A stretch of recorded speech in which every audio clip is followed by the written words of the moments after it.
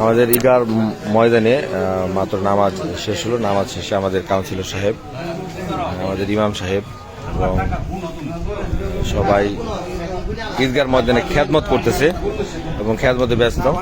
আমাদের স্যার আসসালাম স্যার খেদমতে ব্যস্ত।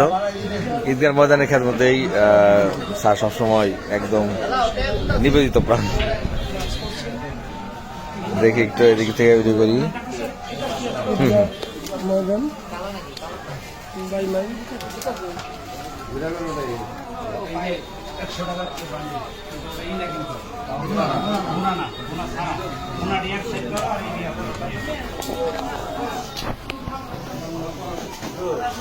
সাদা সাদা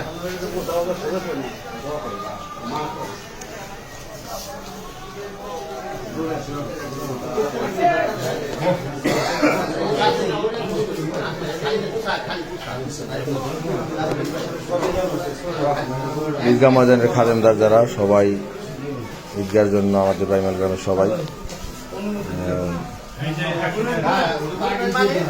কাজ করছে।